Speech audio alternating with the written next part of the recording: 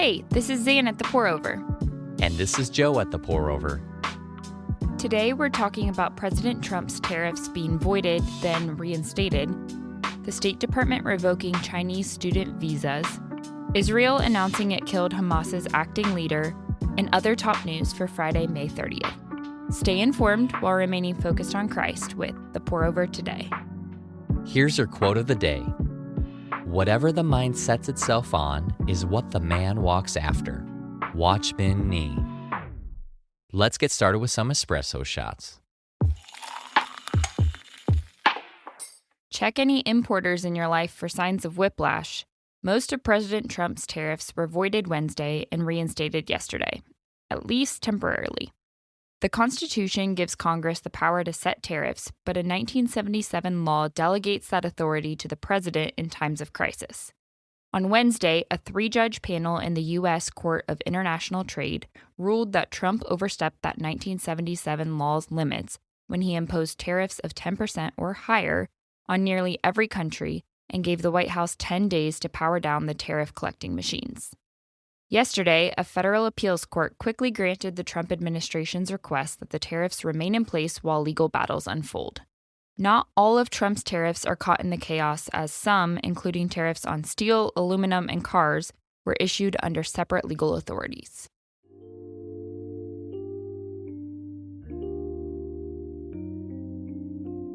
Our goal is to keep the big things big and the small things small. It's not that global trade and changes to tariffs aren't important, they're just not God of the universe important. Stay focused on eternity, it changes everything. Colossians 3:2-4 says, "Set your minds on things above, not on earthly things. For you died, and your life is hidden with Christ in God. When Christ, who is your life, appears, then you also will appear with him in glory."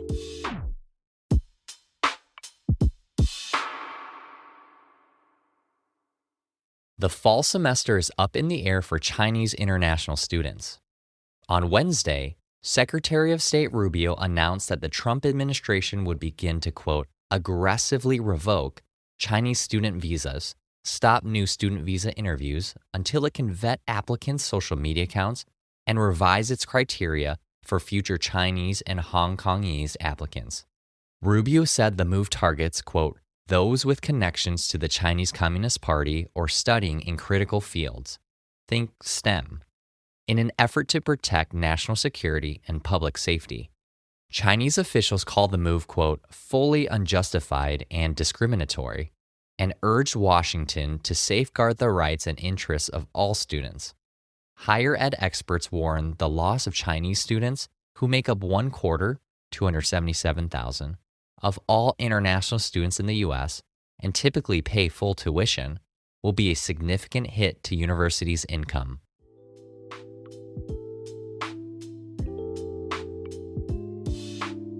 While you probably have little say in who gets student visas, you play a much more significant role in Christ's mission to demonstrate his love to the world. As you seek justice, remember compassion for your neighbors, whether international students, longtime citizens, or people who passionately disagree with you on immigration policy. 1 John 4, verses 19 and 20 says, "We love because he first loved us. If anyone says, 'I love God,' and yet hates his brother or sister, he is a liar. For the person who does not love his brother or sister whom he has seen cannot love God whom he has not seen."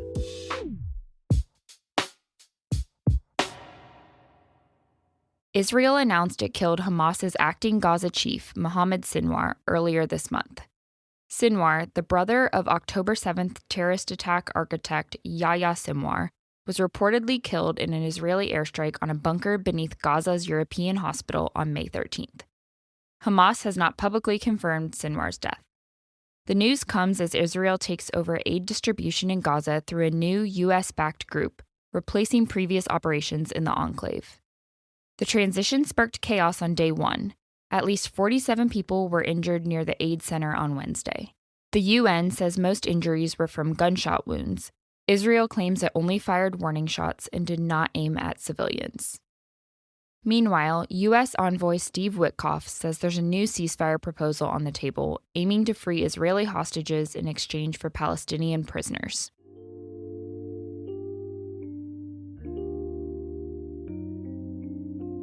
War is a heavy burden that impresses upon us our world's need for restoration. Jesus came to bear that burden of sin, lighten our load, and restore our world. Pray that the Middle East would experience that restoration and glorify the Messiah Jesus.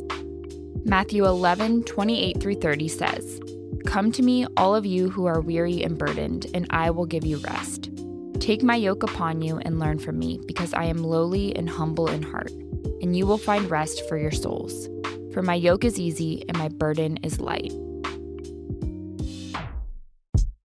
Whether it's for Mother's Day, Father's Day, or graduation day, give your loved ones a gift they might actually use forever, a CSB Bible. The CSB is a translation that's both highly readable and true to the original text, making it a great option for all Bible readers. From beautiful note-taking Bibles and comprehensive study Bibles to New and Old Testament guides and other giftable resources, CSB has a gift for everyone, no matter your preference or your budget. Plus, with personalization options, you can gift mom, dad, or recent grad with a Bible that's uniquely theirs. Check out the link in the show notes to find the perfect one today.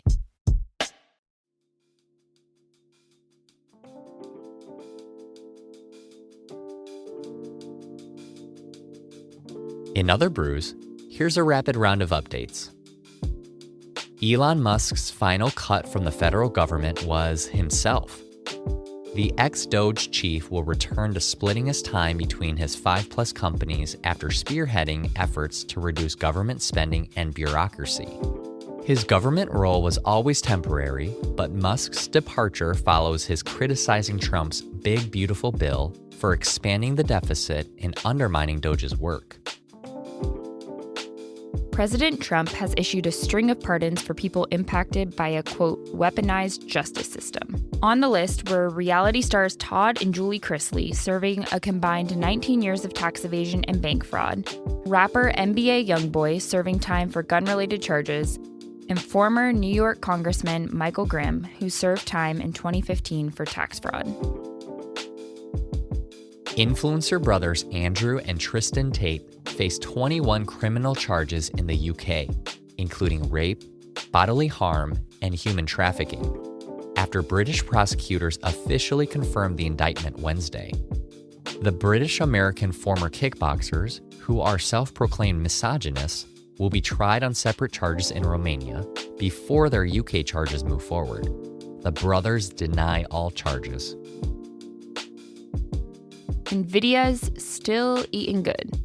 Despite U.S. restrictions on sales to China, the chip giant reported 69% year-over-year growth and better-than-expected earnings Wednesday, sending its stock up 4% in after-hours trading and boosting the broader tech sector. Nvidia, the early winner of the AI boom, took back the crown of most valuable company in the world. Hailey Bieber is now one less lonely billionaire. e.l.f. Beauty announced plans to acquire Bieber's skincare brand, Rhode, her middle name, for $1 billion. Mrs. Bieber founded the company, popular with young consumers, in 2022 and will continue to serve as Rhode's chief creative officer and head of innovation. Bieber's products are currently sold exclusively online, but will roll into retail soon. And that's all we have for today. Thanks so much for listening, TPO fam. If you're listening on the Apple Podcast app, give us a 5-star rating and drop a review. If you're listening on Spotify, give us a follow and hit the notification bell to never miss a new episode. We're grateful for your support and we hope you have a great weekend. Catch you on Monday. My pantry stays stocked with Element. I drink it, my husband drinks it, my kids guzzle it.